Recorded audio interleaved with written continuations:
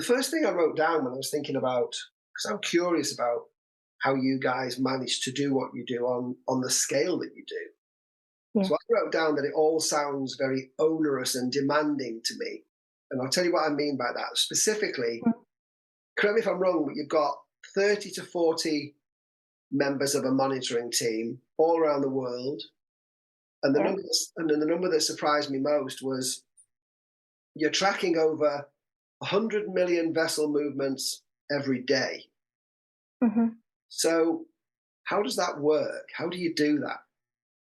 Well, it is quite an undertaking. You could just imagine one person, receiving thousands, millions of events in a day. But how we do it is, firstly, well, we operate 24/7, 365 days in a year, or 366 if it's a leap year. And secondly, we have categorized our monitoring of the subsea cables and assets by area. So now we are currently monitoring 6 areas. For Europe, we have subcategorized it since most of our customers is around Europe. So we have 3 for Europe, Europe East, Europe West, and Europe South. And then we have Asia, Middle East and Africa, and then the Americas. So in a day, we run 3 shifts, and that's 8 hours each. And in each shift, we have about 5, 6 people. So we do that so that we can also ensure that each person is focused on the area that they are monitoring. So in each area, the risk and the vessel activities, the high-risk vessel activities also varies. In the North Sea, we see a lot of fishing vessel activity, which would cause, which causes one of the mostly of the subsea cable breaks. Yeah. In Asia, mostly we have anchoring merchant vessels. So these hundreds and thousands millions of events is delegated to the team equally, as we do our best. The development team is also doing their best to somehow allocate the number of events that they receive in each day. So also in a shift, we have what we call the shift managers. So it's not just the monitoring analysts that are looking at the vessel activities. We also have the shift managers that help them, that support them to make proper assessments and deciding the right course of action in case we need to contact a vessel. So that's how we do it. Yeah. Okay. Can I ask you, this must be the case. Asset Monitor, which is obviously UltramapGlobal's software. Yeah. Correct me if I'm wrong, Liezl, but the software must pre-filter many, many, many hundreds of thousands of events to kind of go, look, we know this is happening, but there's a cleverness in the software that helps you guys and your team to understand which are the most threatening of those events. Is that right? There must be, Yeah. because your team is 30 to 40 people and the events are 100 million a day. There must be I know I'm repeating myself here, there's a big pre-filtering, isn't there, before some of the things to monitor come to you. Is that right? Yeah, that's right. So well, we have been monitoring for how many years now? I've been with the team for 6 years. Yeah. Asset Monitor has been around for over 10 years. So with these experience in our years of experience in observing the vessel behaviors in other parts of the world, we have already have equipped knowledge on the kind of risk these vessels are posing to the subsea cables in that area. So we have set some rule groups. For example, a small fishing vessel, they wouldn't be harming a cable. So we have changed their severity from high to a low, things like that. Are you learning all Yes. the time? Are you learning as each month, as each 6 months goes? You must learn about how to be more efficient with how you assess and protect the cables, I assume. Is that the way it works? Yeah. Yeah, every day. Actually, every day. From the beginning, I started with Ultramap Global. I still learn a new thing every day. Just by looking at the vessels, you still learn a new thing every day. So you've been around for 6 years in the company, is that right? Yeah, 6 years. So have you personally, because it sounds quite personal, when you were helping me to understand how the software can only do so much on a personal level.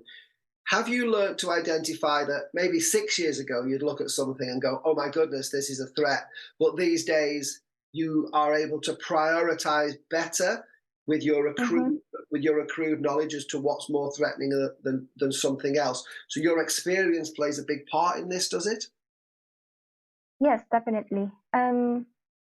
Well, right now, if I am monitoring when I see a vessel coming into a or entering a protection zone coming into a subsea cable, I can just easily identify if it's a risk or not. Okay. It really comes with experience, years of experience in monitoring to master the monitoring skill. Okay. How does your training work then? How does that work? Because of course, I suppose some things only come with experience, but Mm-hmm. do you buddy up with each other? Do you support each other? How does it practically work? If I'm a less experienced monitor than you are, how do you help me to learn what you've learned? So yes, it is, as you say, like a buddy system. So each new person that comes in to Ultramap Global will be buddied up, will be partnered with a more experienced monitoring analyst, or it would be partnered with a shift manager, which is, as I said earlier, the one who supports the team. So they would be working closely with the shift manager, the newbie and the shift manager would be working closely for at least 2 months until the new hire would be, ready to fly and to, take on monitoring on his or her own. Okay. All right, cool. That's really interesting. Thanks. So I'm going to move Mhm. on to the second question, if that's okay. Yeah. All right. So Okay. the other thing I was curious about is this. Um, okay. When I've spoken to members of the monitoring team in the past, it's not just the technical knowledge and the experience that's kind of made me impressed. It's the fact that you're bothered and you care about it, and there seems to be a lot of your personal self invested in it. So the thing I wrote down was this. I wrote down when a brand grows to become a global brand, like Ultramap Global has, and new people come on board, how do you get, and this is for you as the leader of the team really, how do you get the expanding monitoring team to care about what they're doing in the same way that you care about what you're doing? Because you've learned, very, very, very rarely, thank goodness, are there cable strikes with an Ultramap. Yes, I know. Yes. So When it does happen, guys, it's like, oh my gosh, it's terrible. How do you get people that care about it in the same way as you do? so let me share a snippet from when I started with Ultra Global. So when I applied for the job, I had no slight idea what Ultramap Global is, what they are doing. I didn't even know what subsea cables are and that they were existent. So I did think that I would get accepted because I had no understanding what Ultramap Global is doing. But well, eventually I got accepted. I don't know what they see on me. But anyway, just every day, just by chatting through Martin with Tess and everyone in the team, you get to learn a new thing every day. And as I said, just by through monitoring the vessels, looking at the vessels activity, um, there are areas where oil fields are present in these areas. There are fishing vessels, so it's really fascinating that even up until now, I'm still learning a new thing every day. And I think most especially, I was fortunate enough that Martin shared with me the experience or the opportunity to attend to the conferences such as the Suboptic and Submarine Networks World. So in those events, I really got to see an actual fiber optic, how thin the fiber optic is, how fragile it is, and I also got to meet some of the subsea cable owners and how they were, looking to find ways to protect their assets. So that's how I truly appreciate the work that we do and how important it is subsea cable protection in the subsea cable industry. And now, well, when I speak to the team during our weekly huddles, aside from, just talking about official business, we insert some snippets about talking through just any news about the subsea cable industry.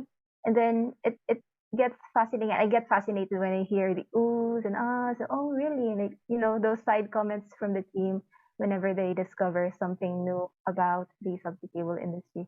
And also, Martin is also sharing that opportunity, the opportunity that I had before attending the conferences to the rest of the team. So I'm very happy that the team is able to attend these conferences, and they would truly appreciate the work that we do the same way I did. It's good that you learn when you're at your screen, and you learn Yeah. when you're not at your screen. Then it hadn't crossed my mind. So you're saying that by meeting the asset owners and being at the conferences, you learn as much about what it feels like there. Yeah, because it was in submarine networks world. It was shared that there are less, younger people in the industry, and it is encouraged for the younger generation to attend the next conferences. And it's really fascinating because these guys who have been in the industry for how many years. Whenever they visit our booth, they have stories to share about the problems that they're experiencing with whatever cable that they have, um, issues regarding protection. They would come up to Martin and have these queries, and they would discuss these things. And it's interesting that I would just be in the background and just there listening, and I would be like a wallflower, but actually I'm really interested in what they're discussing. So it's a really nice opportunity to attend these conferences. It's the same for me because I've been lucky enough to go on a couple of the exhibitions. Right, yeah. I don't, I'm not as close to the technical side as you. I'm more into just the headlines. Yeah. But yeah, I learned a lot from just listening to the conversations and the human side of it, because it's not all software and monitors and assets. It's the human beings, because when a cable gets damaged, it can cause all sorts of, well, it's very expensive, of course, but all sorts of logistical problems for all sorts of organizations, can't it? And actually hearing the worries that people have was important. Yeah. Okay, thank you. Thank you, Mychael.